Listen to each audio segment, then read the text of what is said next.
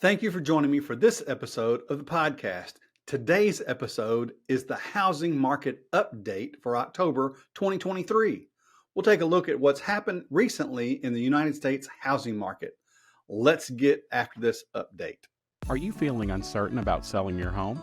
Do you wonder what needs to be done to get it sold, what you could sell it for, and how to get an acceptable offer? If that's the case, then Get Me Ready to Sell is the podcast just for you. Your host, Jeff Jones, is a realtor, coach, and entrepreneur, and he can help you gain the confidence you deserve to successfully sell your home. Here's Jeff. As I mentioned, this is the October 2023 housing market update in the United States. Today, we're going to deal with 3 different myths that are going on in the housing market. We'll also take a look at inventory, equity, and home prices, current and future. So the very first myth we're going to deal with is the myth that foreclosures are increasing. You may see in headlines that we're seeing a rash of foreclosures coming, and technically, the headlines are correct in that foreclosures are increasing. However, when you look at the statistical data, what you realize is those are significant increases over the pandemic years when there was a moratorium, but we're still less than half the number of foreclosures that we were having just before the pandemic. And here's what I mean by the stats. As you can see here in the graph, during the pandemic years, there was a foreclosure moratorium, meaning that mortgage holders could not foreclose on the property owners and kick them out of the properties because they were behind on payments. And when you look at what we currently have in 2023 versus foreclosures of 2020, it's only half, but it is more than there were in 2021 and early 2022. However, when you go back and look at what was the foreclosures back in 2003, you can see this was 200,000 homes quarterly were being foreclosed on. It got up to almost 550,000 during the pandemic, during the housing crisis years of 2008, 2009, 2010. We're not anywhere near any of that. So even though the headlines may be technically correct, they are misleading in what they're trying to get you to believe. I know a lot of people who bought homes back in 2008, 2009, 2010, got good deals on them, upgraded those homes, sold them a few years later, and made some money on those properties. I have questions from time to time of people saying, hey, can you help me find a foreclosure property? Well, I can help you. Are we likely going to find something? Not very likely. I also have folks that are, concerned about foreclosures and what their home could be. Any foreclosure is difficult for the homeowner going through it, whether single, family, whatever. It's difficult for them. I would have a conversation with my lender if I was in trouble with being able to pay my mortgage back. I'd have a conversation with my lender about what are my options. And my option may be that they can tack on some payments at the end. We might can renegotiate some things. It also may be possible for them to help you get that home sold before it goes into foreclosure. If you're facing foreclosure, your credit score, credit report's probably not in the best of shape. It's probably not the only thing you're behind on. But if you go through a foreclosure, it's going to be even worse. So try to avoid the foreclosure if you're facing that. Just know that foreclosures are increasing. It's bad for anybody that has to go through it, but we don't have the level of foreclosures that we had pre-pandemic. Another myth is that Wall Street is buying every home in America. There are some institutional buyers in our market that seem to be buying up a lot of homes. People are frustrated with that. How can we keep the landlords out of our neighborhoods? How can we compete with the cash offers? Back during the pandemic years, it was cash offers well above the appraised value. It just was difficult to compete against. And we do have those buyers. However, let's look at the statistics and see exactly who's buying what. These iBuyers that some people say they're internet buyers, some call those institutional buyers. I'm not sure what John Burns Consulting is calling these buyers, but it's typically not the people who go take a look at it, decide they want to buy this as an investment property. They're doing it at a level not actually stepping in the property more than likely. Those investors, those iBuyers, bought a little over 3,000 homes during the second quarter of 2023. These institutional buyers that own more than 1,000 properties, they bought almost 2,000 properties in the second quarter of 2023. Those investors that own 100 to 400 to 100 to 999 properties, they bought just under 4,700 properties. Those purchasers who own 10 to 99 properties bought almost 17,000 properties. But the bulk of the investment purchases that happened in the second quarter of 2023 happened with mom and pop buyers who own between 1 and 9 investment properties. That's people like me, likely people like you, who are looking to supplement income, prepare for retirement, help pay off some debt, pay for vacation, whatever that may be. They're going to buy 2, 3, 4, 5, 6 investment properties, hold those for a while, rent those out, maybe long-term, maybe short-term, whatever that may be. But those were the bulk of the buyers that bought investment properties. Now, what were those purchases as a percentage of all of the purchases that were made? Well, the iBuyers, out of all the purchases, the iBuyers bought 0.5% of those properties. The institutional buyers bought 0.3%. Those investors with 100 to 999 properties bought 0.7. Those a little bit fewer properties, 10 to 99, bought 2.7. And the mom and pop buyers, they were 19.6% of all of the purchases in the second quarter of 2023 in the United States. Now, the rest of that, 77% or so, were owner occupants. But of all the homes sold, 19.6, 2.7, you're at 23, another 24. So 24 or so percent of the homes that were purchased as investment properties.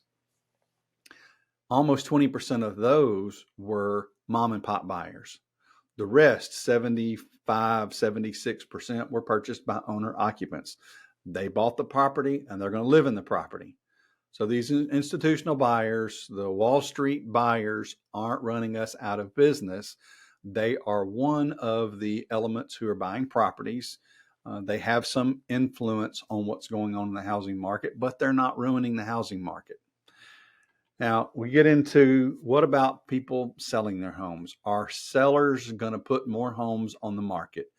Nationally, 7% of potential sellers are considering renting. They're deciding to rent their property instead of selling their property. In Southern California, 11%. Where I live in the Southeast and the Northwest, it's the lowest at 4%. So 4% in my area, depending on where you live, it could be 6, 7, 9, 10, 11%, somewhere in there, of the sellers who are potentially selling their homes decide to rent. Probably because interest rates, are having difficulty getting their property sold. They're not sure what they want to do. Maybe it's a short-term thing. They're moving away for a few years for a job, but then they're going to move back to where they currently live. So they're deciding to rent instead of sell.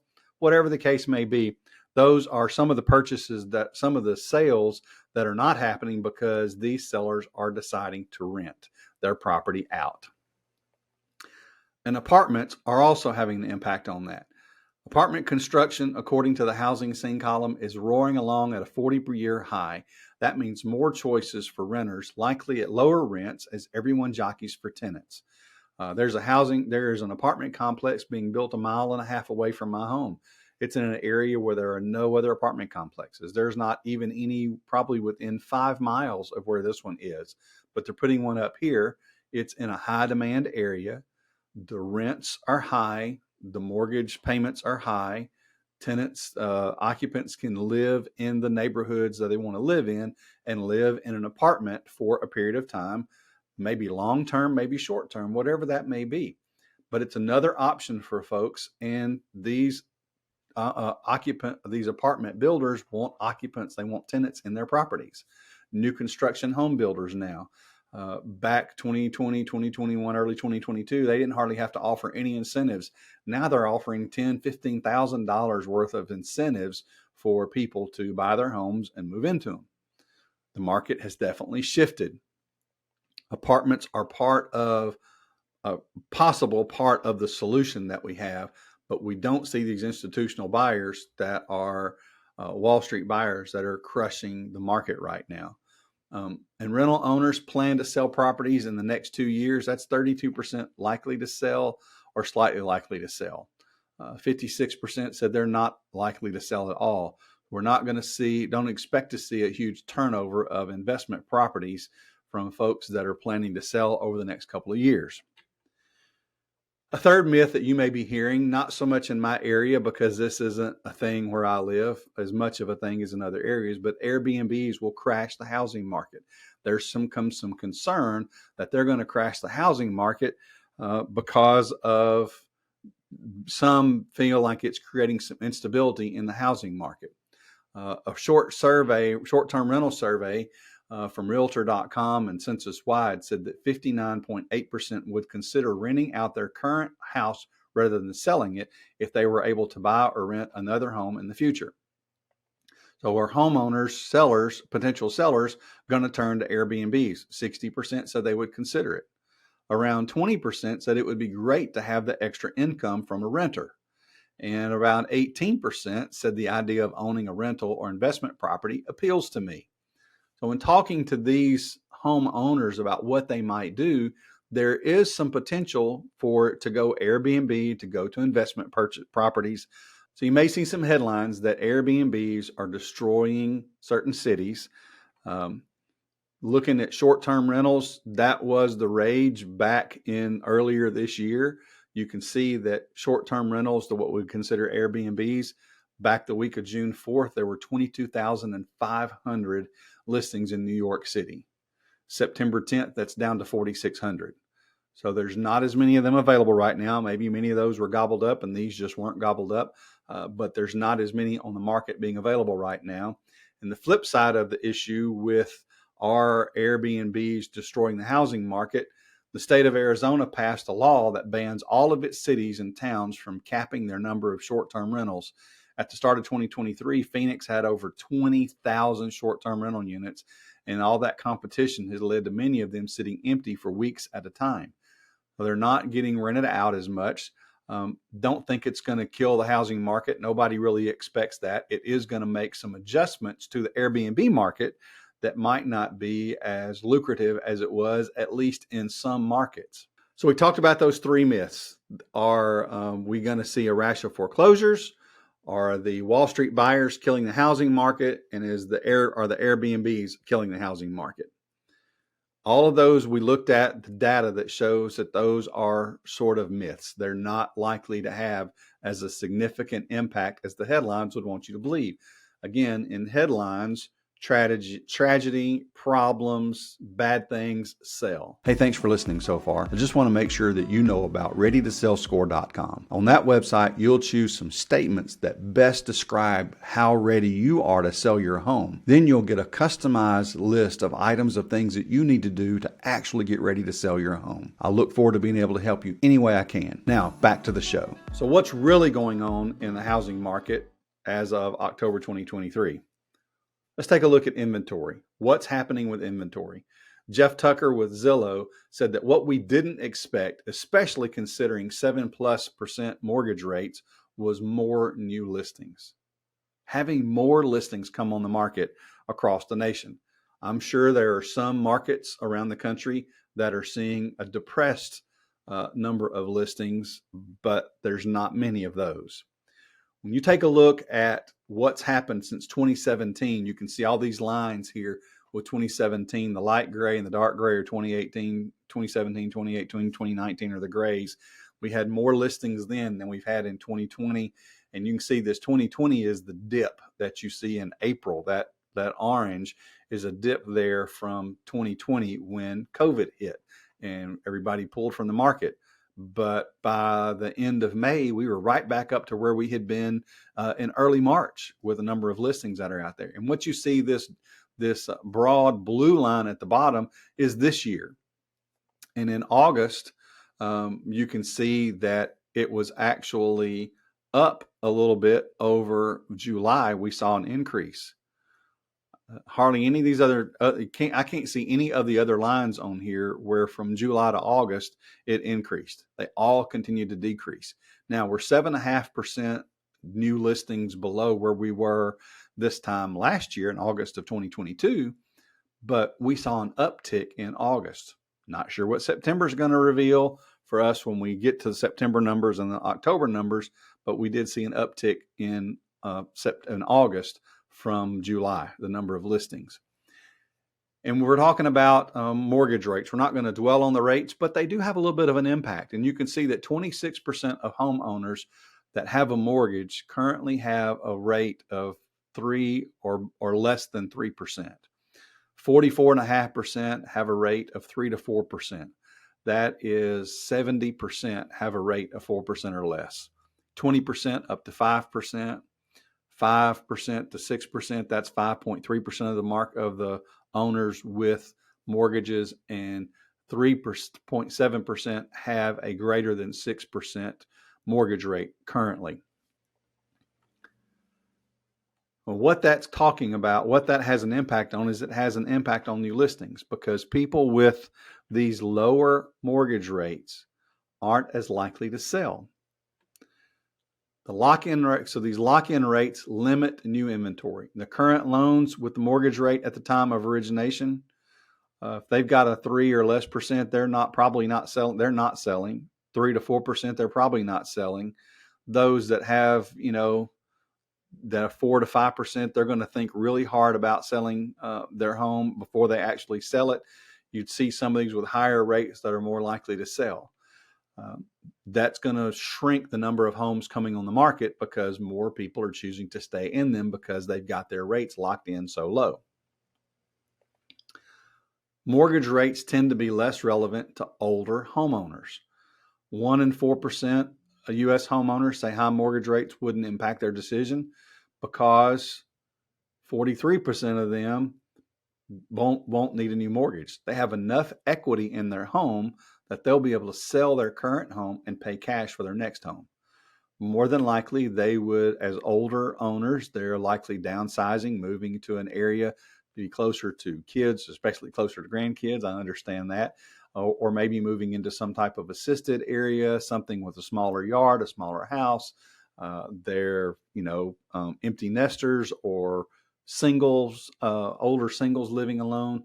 They're going to be able to pay cash for their home when they buy it. They don't need a mortgage. So they're likely to consider selling, and the mortgage rates don't have any impact on that. 35% of baby boomers said they're not impacted by that. 23% of Gen Xers, 14% of millennials, and 20% of Gen Zers aren't impacted, or that the mortgage rates are less relevant to their selling decision because of equity. And let's take a look at this. Across the nation, in the past 5 years, through the second quarter of 2023, the national average of appreciation, equity growth, is 57.3%. I live in Mississippi. It's 47.5%. And not equity, but their change in housing prices. They've gone up. In Tennessee, I'm just outside of Tennessee, that's 76.1% housing prices have gone up. You can see California the last 5 years, 47.5%. New Hampshire, 72.3%. Florida, 80.9%. That's what housing prices have done in the last 5 years. Now, let's take a look at a different map. What's happened since the first quarter of 1991 through the second quarter of 2023? The national average is almost 298% that it's gone up, meaning a $100,000 home in 1991 would be a $300,000 home in second quarter of 2023. 300% is what that would have, almost 300% is what that would have gone up. Mississippi for me is 200%, Tennessee is 345, California 304, Florida 436, Oregon 512. We can see that there is going to be a lot of equity for owners who have owned their home for several years. They've got a lot of equity built into it because they've been paying their principal down, plus their home prices and the value of those homes has steadily increased. Real estate was a good investment in 1991. If you want to cash out now, invest the $100,000, you'd have $300,000 now across the nation as an average, maybe more, maybe less. So here's what we're looking at. Mortgaged homes with more than 50% equity, and that's going to be this 30% line. That bright green, that dark green 38.7%, that's people who own their home free and clear. Whatever they sell it for is theirs. 20.8% have 30 to 50% equity. 8.6% have 10 to 30% equity, and you can see what the rest of them are there. So 68, almost 69% have either paid off their mortgage or have at least 50% equity in their home, meaning they're going to have some money to purchase a home when they sell that home. According to CoreLogic, the second quarter equity report, the average U.S. homeowner now has about $290,000 in equity. Wow. That may not completely buy a home, but it will go for a long way in buying a home, at least in our market. There's some new construction homes that you can get in for under $300,000. And by the time you add the owners or the builders' incentives, by the time you add the builders' incentives, they wouldn't need much more than $290,000 to be able to purchase that home and pay cash for it. And that would be a brand new construction home. It may not be built as well as a home built 20 or 30 years ago, but it's still a brand new home. 3 major advantages of having equity. Number 1, the ability to be an all cash buyer. Number 2, the ability to give a larger down payment. You might put $200,000 down on a $400,000 house. That's going to go a long way in decreasing your monthly payment and possibly getting you a better interest rate because you're not borrowing as much. The lender is not in as much risk, and you're able to have access to assisted living residences. We're facing that with my mother and my mother-in-law. They're getting older. Neither one of them are going to be moving into an assisted living facility anytime soon. Matter of fact, we're about to begin construction on a wing for my mother in our home. And at some point, I'm sure that my mother-in-law will be with us because we're going to take care of them as best as we can. But the cash that they would have when my mom sold her home, she's able to pay all cash for this build and still have plenty of cash left over to enjoy life. But that's going to give an opportunity for these sellers, because of that equity, to be able to decide on their own where they want to live out the rest of their days. What is all this having to do with current home price appreciation? It has some impact on it. Home prices aren't falling anymore. The surprisingly quick recovery suggests that the residential real estate downturn is turning out to be shorter and shallower than many housing economists expected after mortgage rates soared last year. That was from Wall Street Journal. This recovery was during the COVID years and also during the early part of 2023, late part of 2022, when mortgage rates started skyrocketing because of the Fed adjusting their rate and what they were doing with the money in the money markets. It had an impact, but we're not seeing those home prices decline anymore. According to John Burns Consulting, from January through August, housing demand stabilized, resulting in relatively stable home prices. By August 2023, national resale home prices fully recovered from the declines experienced in the second half of 2022 and now exceed their April 2022 peak. I know in DeSoto County, where I live, it's North Mississippi, our median, just did a report earlier this week on it, or last week, our median sale price was $325,000, meaning half sold less than that, half sold for more than that. That's the highest it's been that I've ever seen that's been recorded. The previous high was 320. That happened last month, and it happened back in 2022. Then they started going down. We've now surpassed that.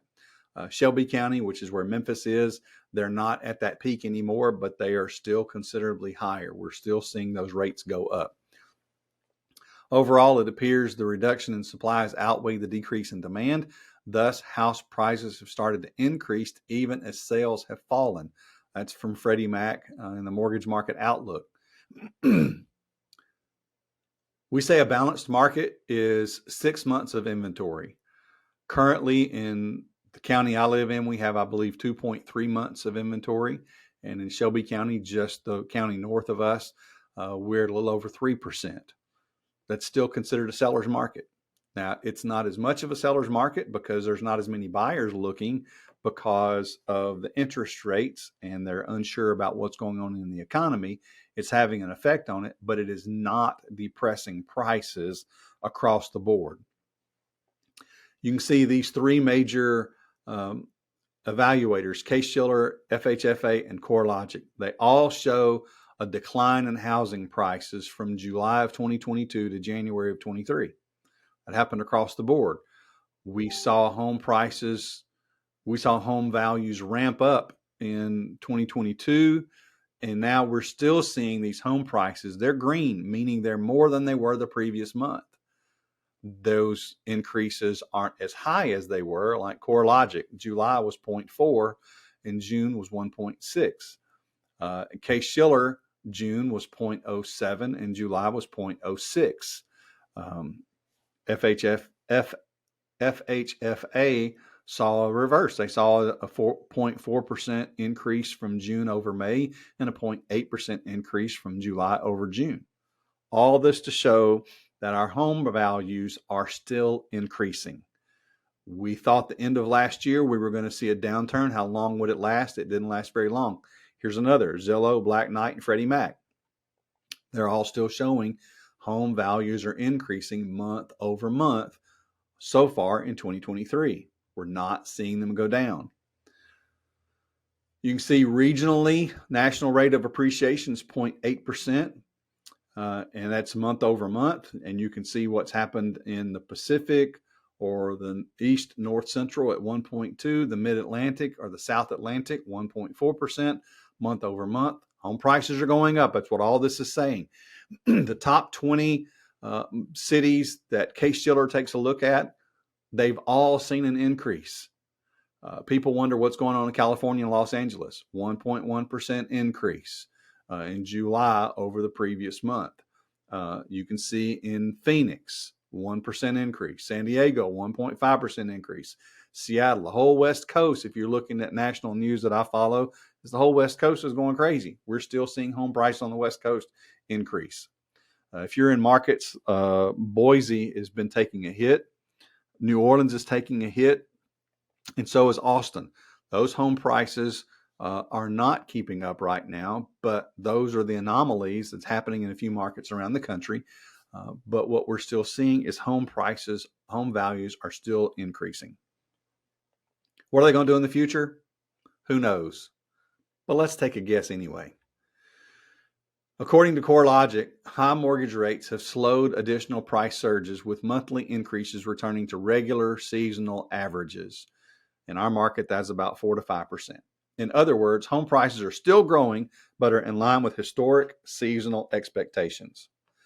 The 49-year average monthly price movement.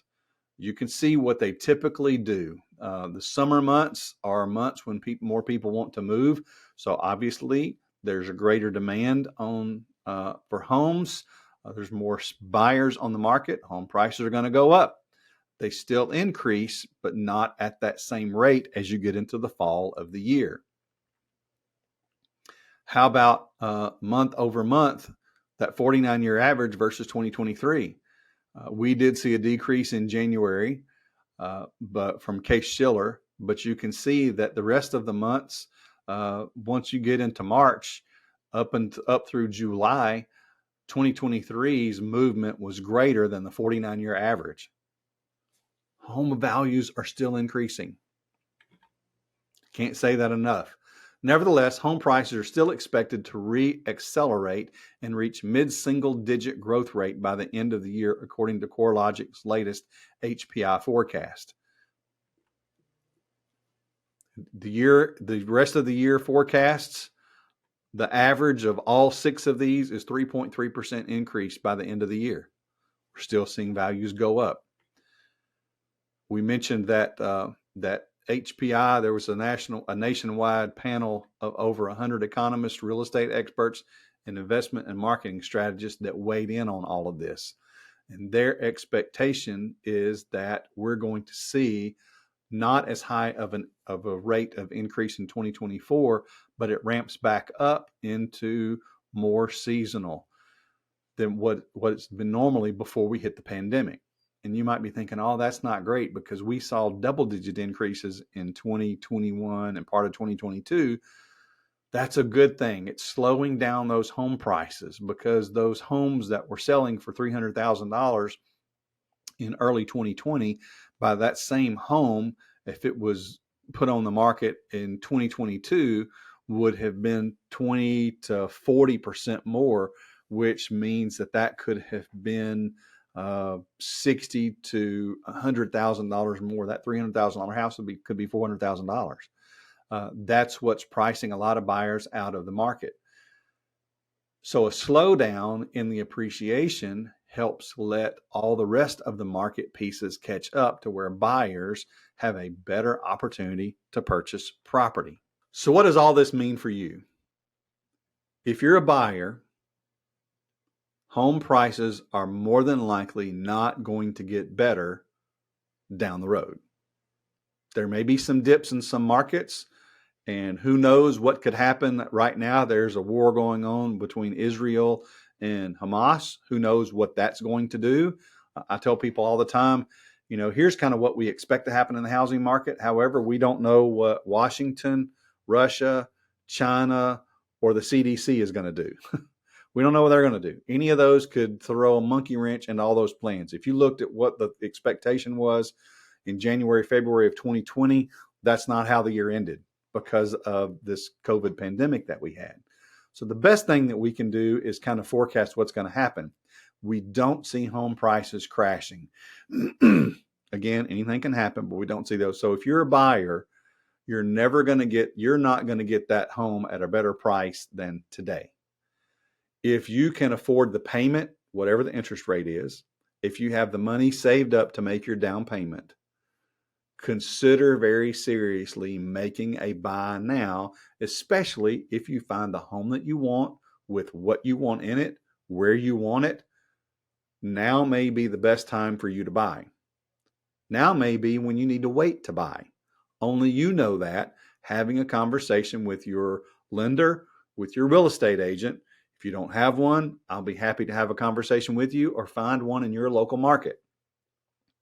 If you're thinking about selling, you're a homeowner, you still might want to sell because buyers are still hungry. Buyers are out there looking. If you own investment property, you may want to sell. We need some more homes on the market to bring some more competition out there, to draw some buyers out. Plus, with what's going on with the rents and things, you may decide that you want to cash out and get that equity where you bought that investment property 5 years ago. You've got 30, 40, 50% equity now in that home built up into it. You've paid off some mortgage because that renter, the tenant, has been paying that mortgage for you. So you've captured the principal that's been paid down plus the appreciation. You may want to cash out. The point is, don't listen to all the headlines. Make a decision that's best for you and whoever you're buying or selling with. Have a conversation with the professionals in the industry. Reputable real estate agents and reputable lenders will not try to get you to sell or to buy just so that we can earn a paycheck. That's not why I do it. That's not why I'm here. My bottom line is helping you have all the information you need to be confident in your home selling or your home buying decision, whatever that may be. Look at the facts, not just the headlines. Peek behind the curtain to see what's right for you in your market at this time.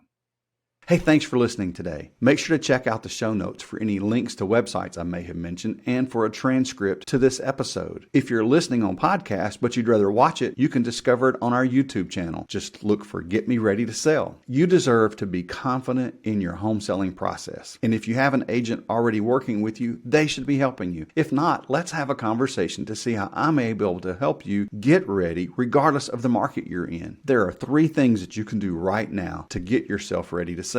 Number 1 is visit readytosellscore.com. Choose a few statements and you'll discover how ready you may be or not to sell your home. Number 2 is to download the tips for preparing your home for sale. There's some items in there. I think we've covered them in a previous podcast, but you will want to see what those items are to make sure you're ready. And number 3, schedule a conversation with me to develop a personalized plan to get you ready to sell your home. Have a blessed day.